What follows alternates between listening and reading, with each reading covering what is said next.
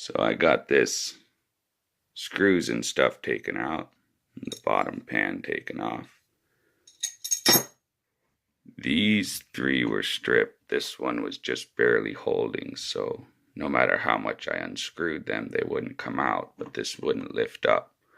So I gave it a little bit of tension and just ran the screwdriver out here until it let go. I had to try every one until one finally let this cover come off. It's not always easy.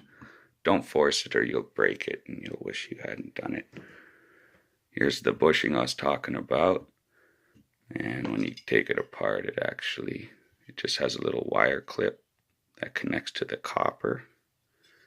And then that black nib there is kind of like graphite. It's a little bit harder, but essentially it's just graphite. Oh, I forgot what the material is. And there's a spring inside there that makes it pop up and down, so it holds tension on the engine and makes a good contact so it runs. But they do wear out, or sometimes they'll break, and to fix it you just take a graphite rod. You can get them for smelting and I think welding, and it's super soft. It's like pencil lead. You can just use a file or sandpaper, whatever, and once it'll fit down in the hole, and that's all you really need. If it'll fit in the hole and hit the spring, it'll hold contact with the engine. This is a lot softer and won't last as long as the brush that comes from the factory with their material, but you know, if you're out in the woods or you're broke, it's a real easy way to rebuild an electric motor is just make a new brush out of graphite. And it won't wear out this because it's so soft. It may throw some sparks and stuff. It's not as good, but whatever. Inside here you can see you got your power coming in. It's got two wires that run to the switch. It's got a cool little cover on it you don't want to lose, so put that with the screws. And they come down to these wires that connect to the copper on the bushing. And the spring pushes the brush, not the bushing, out and contacts the motor, giving it power.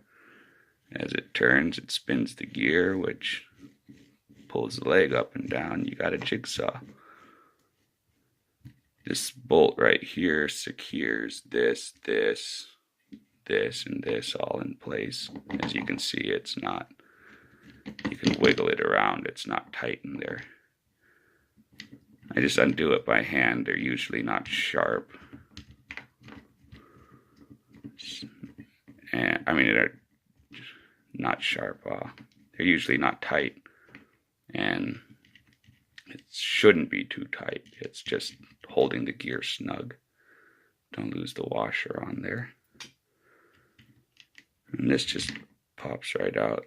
All it does is go up and down. If you remember, the brass stays in and the leg goes up and down. Easy to put together. And you just go ahead and lift it out, pull out the gear, pull out the, I don't know what the hell that is, but it holds the gear and the motor in place so they don't slip. And you just lift your motor out. That's where that second brush is connected by my thumb. You just grab near it and pull it off. Very simple. And then it all comes out. You got this ground wire. I'll just remove that. And then in here, you can't really see it, but these four are kind of stripped because somebody didn't know how to torque down right without stripping. Don't lose this nut. It's held in here and the pan screws into that. You can always get another one somewhere, but easier than going to the store if you just don't lose it. This whole thing will come apart. I just use acetone on any metal parts and a brush, And then I throw some regular old bearing grease on it. It's no big deal.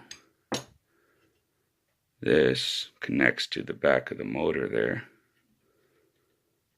and actually has a notch in it, and that connects down at the base. Hard to see. A lot of little parts and stuff that you can lose, and like on the end of here, that little bearing just slips off. So you gotta be careful doing this. But all I really do is clean it up, re-grease it, put it all back together, and pop in a new bushing if it needs it. Yeah. I'll show you the video after I get it back together and working.